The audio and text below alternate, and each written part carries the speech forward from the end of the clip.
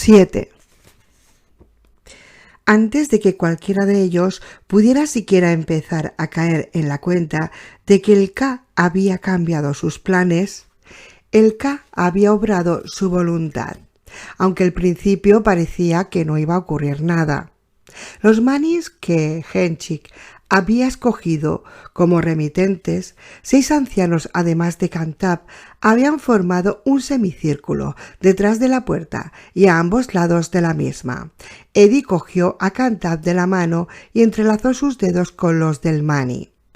Uno de los imanes con forma de concha se interponía entre sus palmas.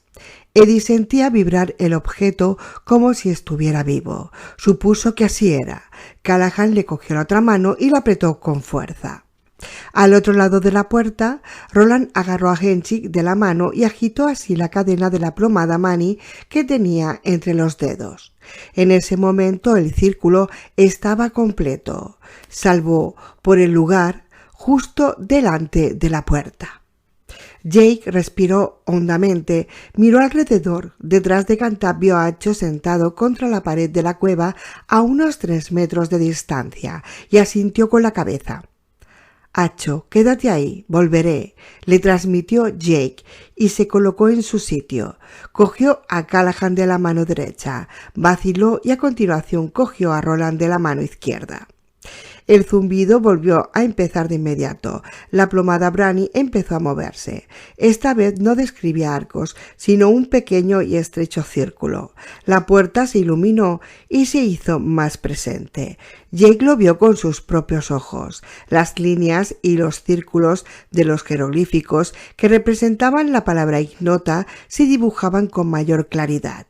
La rosa grabada en el pomo de la puerta empezó a refulgir. No obstante, la puerta permaneció cerrada. «Concéntrate, muchacho».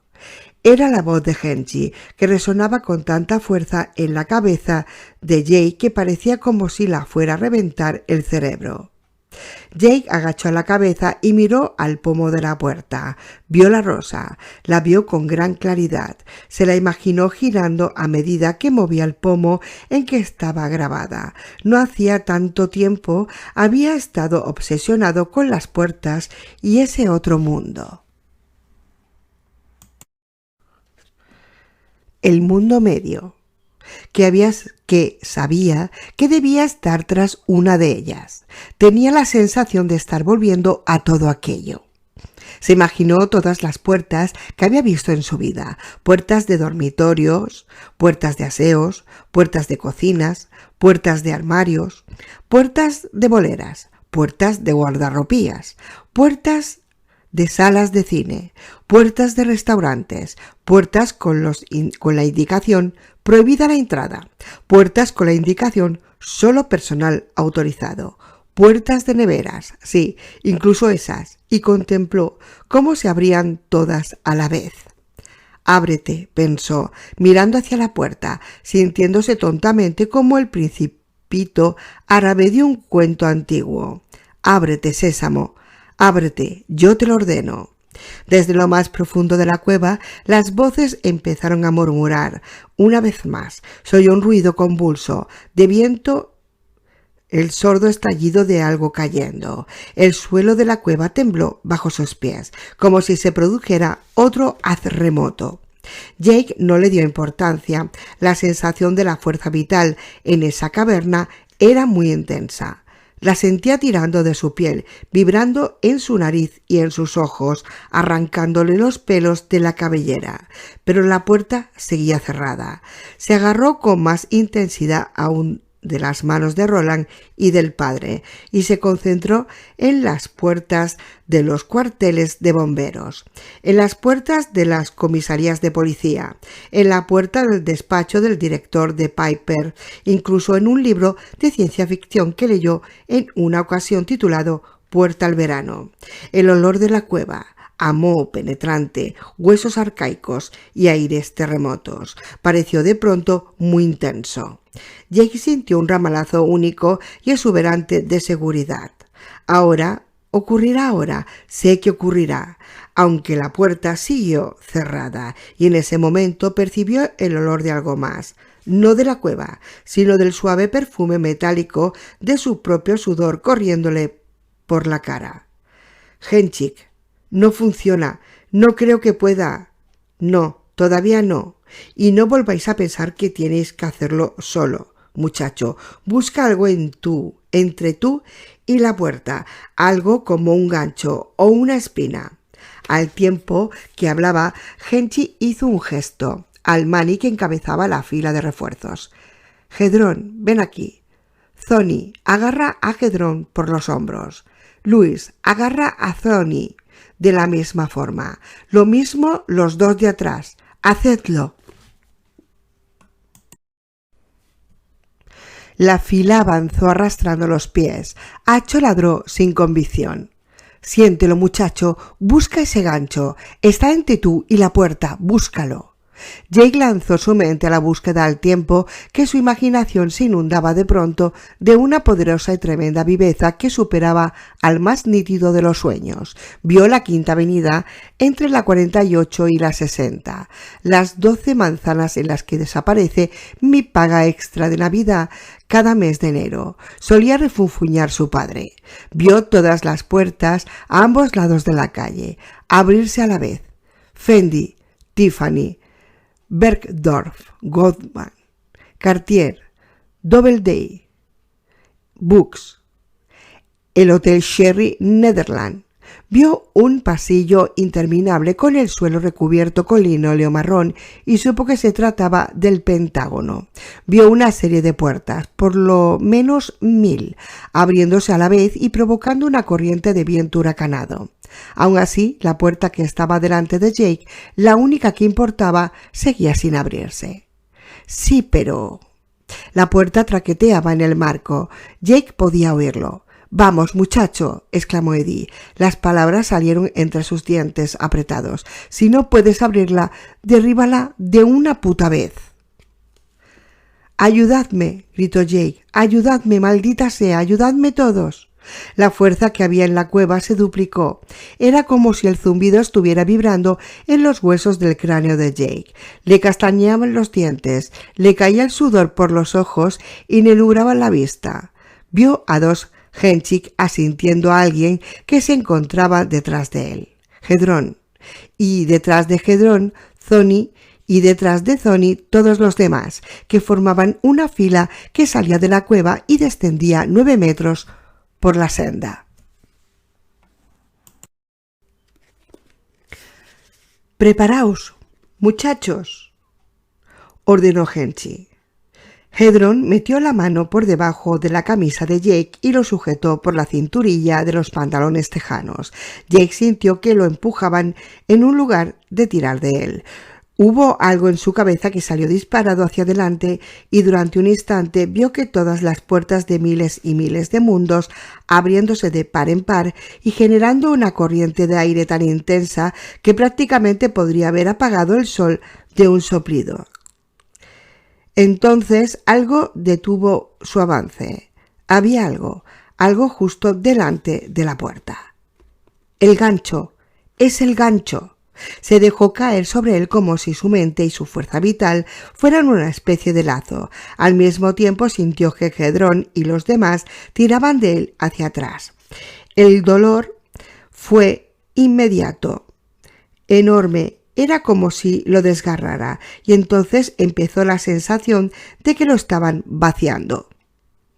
Era espantoso, como si alguien quisiera arrancarle las vísceras con un lazo de un tirón. Y el febril zumbido en sus oídos le taladraba el cerebro sin cesar. Intentó gritar. «No, basta ya, es demasiado», pero no pudo e intentó gritar y se escuchó, pero solo en la cabeza. Dios estaba atrapado, muy atrapado en el gancho y lo estaba partiendo en dos. Hubo una criatura que sí oyó su grito. Acho salió disparado ladrando como loco y cuando lo hizo, la puerta ignota se abrió de par en par y describió un chirriante arco justo delante de las narices de Jake. «¡Atención!», gritó Henchy con una voz que sonó a un tiempo terrible y exaltada. «¡Atención! La puerta se abre. Over Sam. Kamen. Kan Tat. Kan Kabar. Kamen. Over Kan Ta». Los demás respondieron, pero a esas alturas a Jake Chambers ya le habían hecho desprenderse de la mano de Roland, quien estaba a su derecha. En ese momento se encontraba volando, pero no solo. El padre Callahan volaba con él. 8.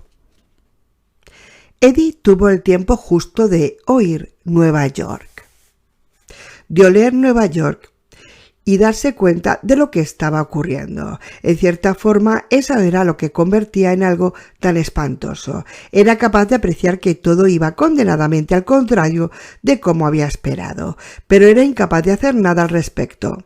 Vio a Jake salir disparado del círculo y sintió que algo arrancaba la mano de Callahan de la suya. Los vio volar por el aire en dirección a la puerta.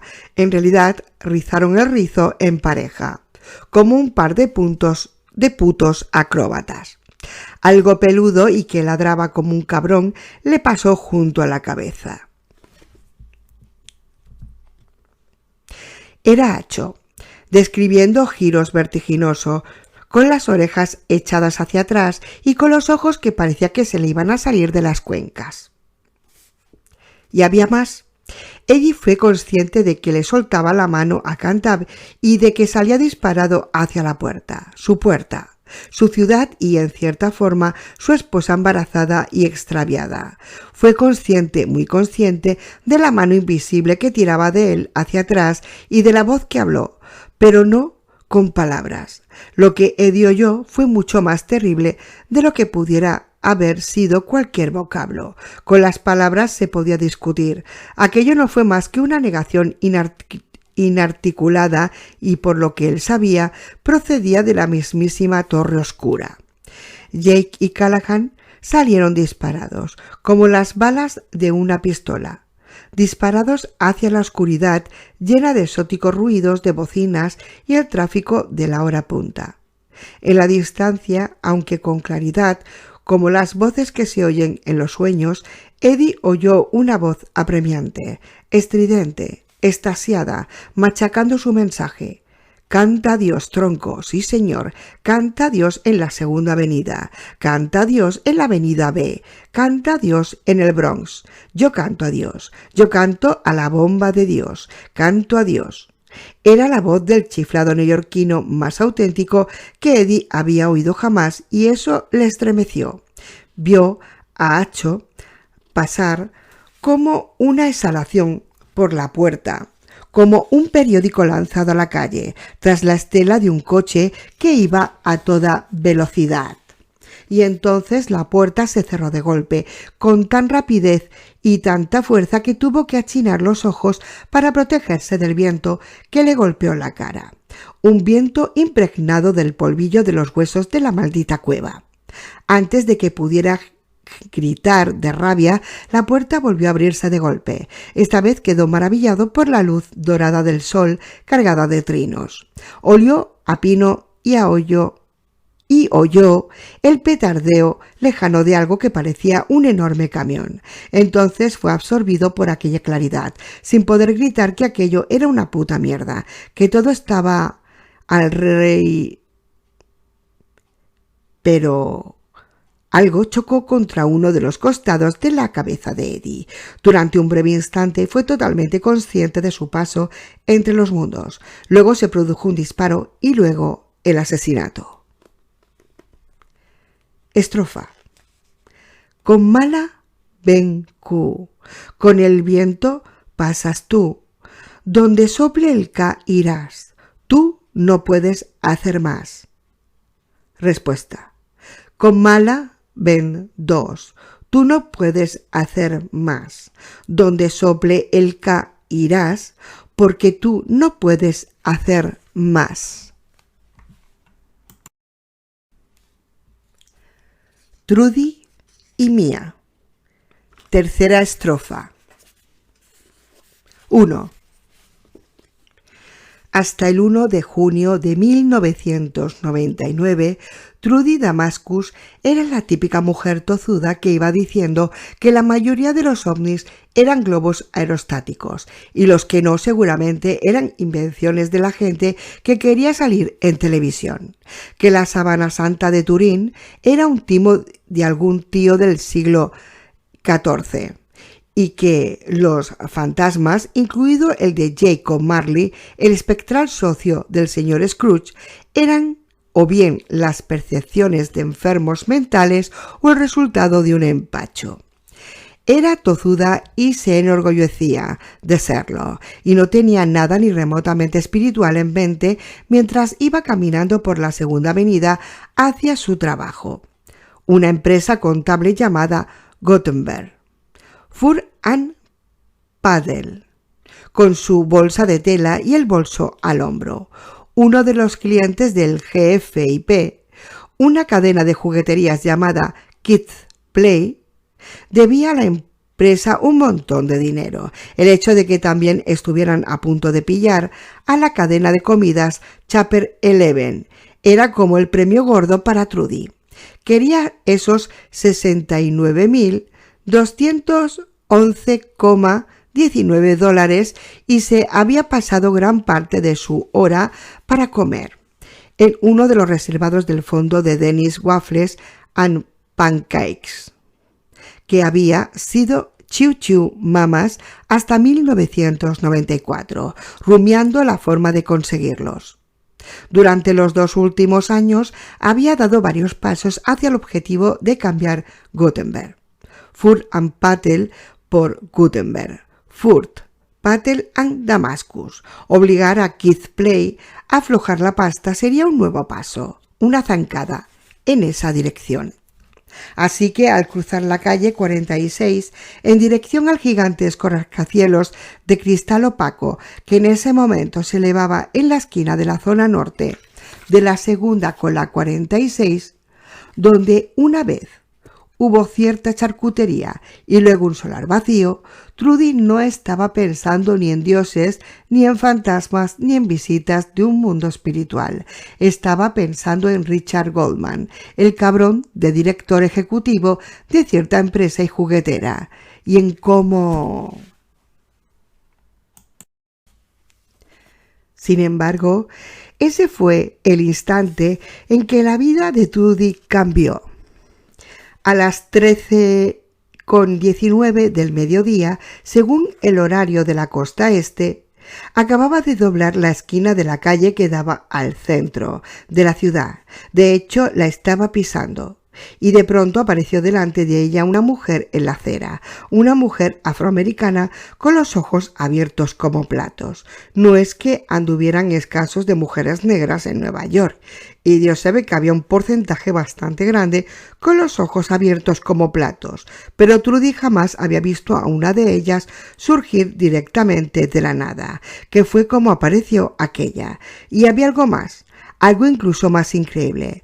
10 segundos antes, Trudy Damascus se había reído y habría afirmado que nada, pero nada, podía ser más increíble que una mujer cobrando vida delante de sus narices en una acera del centro de la ciudad. Pero así era, sin duda así fue.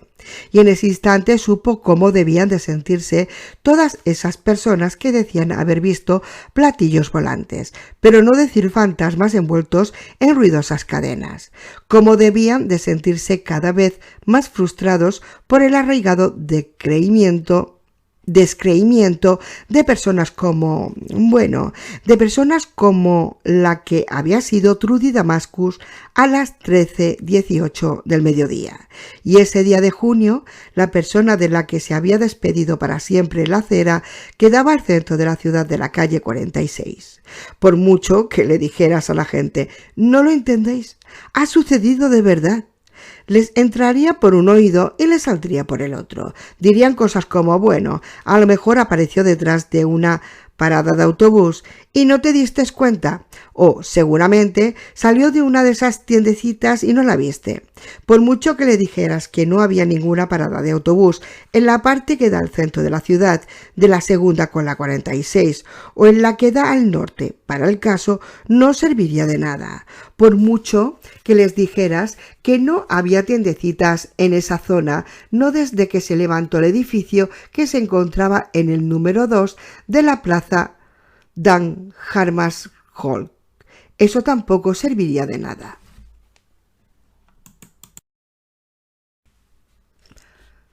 Trudy no tardaría en descubrirlo por sí misma, algo que la llevaría al borde de la locura. No estaba acostumbrada a que pasaran por alto sus impresiones como si fueran una mancha de mostaza o un trozo de patata poco hecha. No había ni parada de autobús, ni tiendecitas. Habían unas escaleras que subían hasta la plaza Dag Hammarskjöld, donde un par de personas que salían a almorzar a última hora estaban sentadas con sus bolsas marrones, pero la mujer fantasma tampoco había salido de allí. El hecho era el siguiente. Cuando Trudy Damascus posó su pie izquierdo, enfundado en una zapatilla de deporte en la esquina, el tramo de acera que tenía justo delante estaba totalmente vacío. Cuando cambió el punto de apoyo, lista para levantar el pie derecho de la calle, apareció una mujer. Durante un solo instante, Trudy vio la segunda avenida a través de esa mujer y algo más también, algo que parecía la entrada de una cueva. A continuación, aquello desapareció y la mujer se materializó. Seguramente no transcurrieron más de 1 o 2 segundos, eso fue lo que Trudy calculó.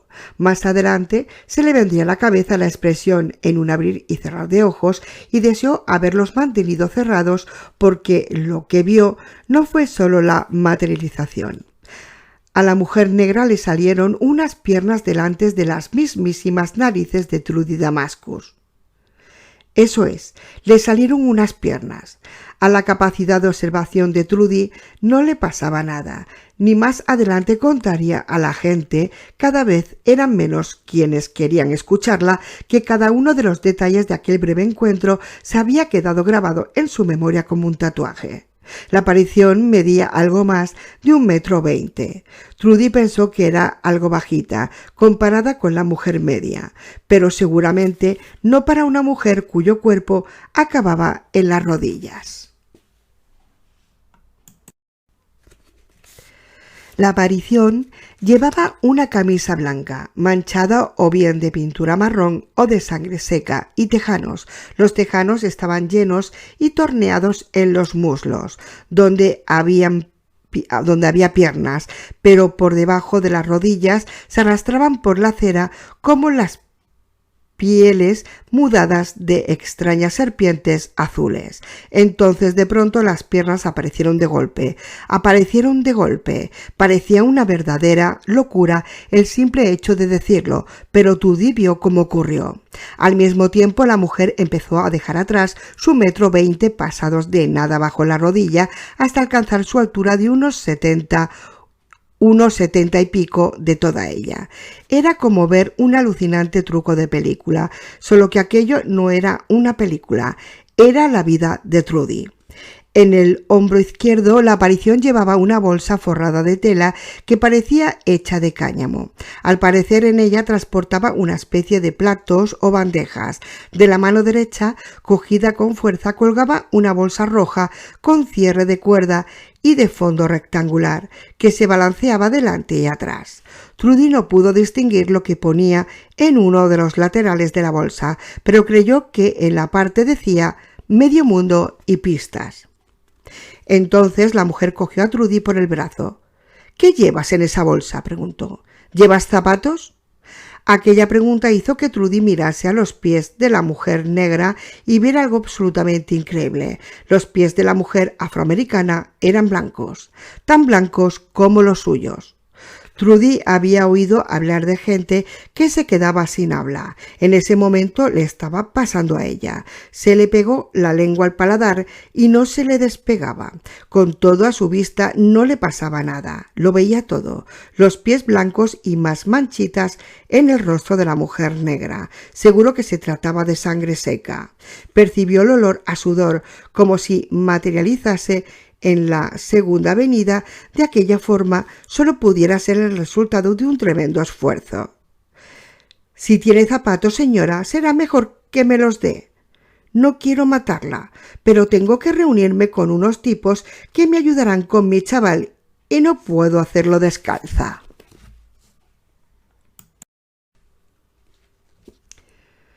No había nadie en aquel pequeño tramo de la segunda avenida. Sí que había gente, poca, de todos modos, sentada en la escalera del número 2 de la plaza Dag Hammarskjöld. Y un par miraba directamente a Trudy y a la mujer negra, o casi negra, pero sin gesto de alarma, ni siquiera de interés. ¿Pero qué coño les pasaba? ¿Es que estaban ciegos? Bueno, para empezar, no es a ellos a quienes están agarrando, y además, para continuar, no es a ellos a quien están amenazando de muerte. Le arrebataron del hombro la bolsa de tela de bordes con sus zapatos de trabajo dentro, zapatos de tacón bajo, formales, de cordobán. La mujer negra husmeó en el interior y a continuación volvió a mirar a Trudy. ¿De qué número son? Al final Trudy se despegó la lengua del paladar, pero no sirvió de nada. La lengua cayó muerta hacia abajo. No importa. Susana dice que tú debes de calzar un 39. Estos me serían...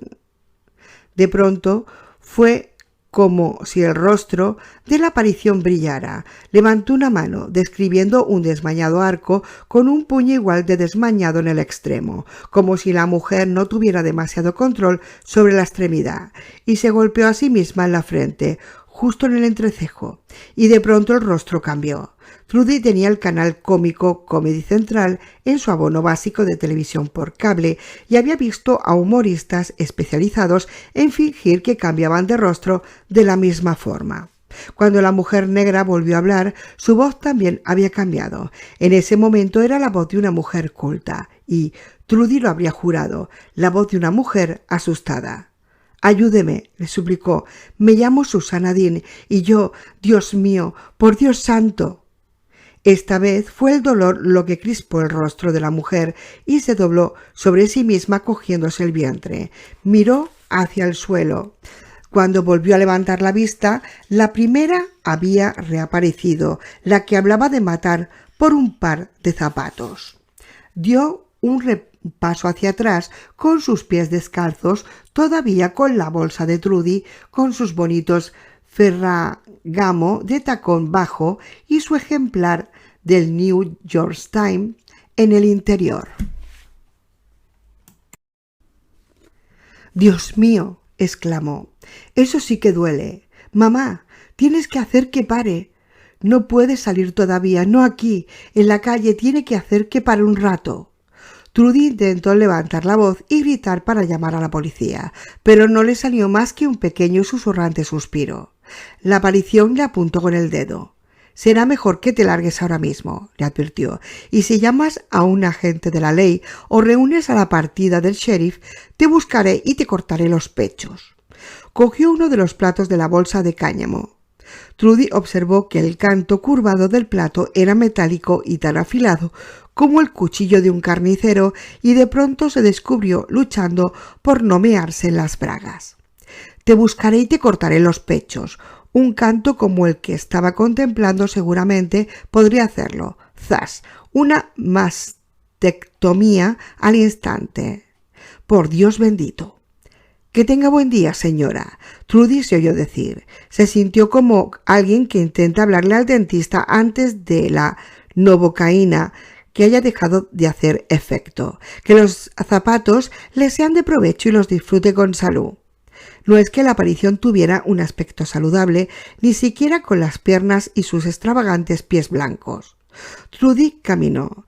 Mientras avanzaba por la segunda avenida, intentaba decirse a sí misma, sin ningún éxito, que que no había visto aparecer a una mujer de la nada delante del 2 de la plaza Dag Hammarskjöld, el edificio al que los tipos que trabajaban allí llamaban en tono jocoso la Torre Negra.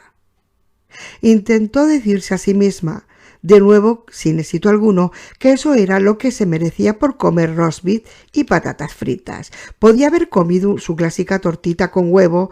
Uno va a Denis a comer tortitas, no a comer roast beef con patatas fritas. Y si alguien no se lo creía, que le preguntase a quién le acababa de pasar a ella. Ver apariciones de mujeres afroamericanas y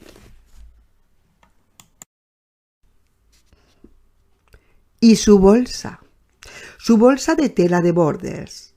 Debía haberla tirado.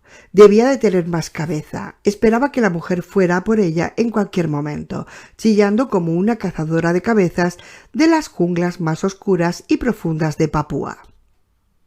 Sentía un alambre hormigueante en cierta zona de la espalda. Quería decir un calambre hormigueante en cierta zona, pero de hecho alambre hormigueante era lo que sentía, como si aquella fuera ajena a su cuerpo, fría y distante.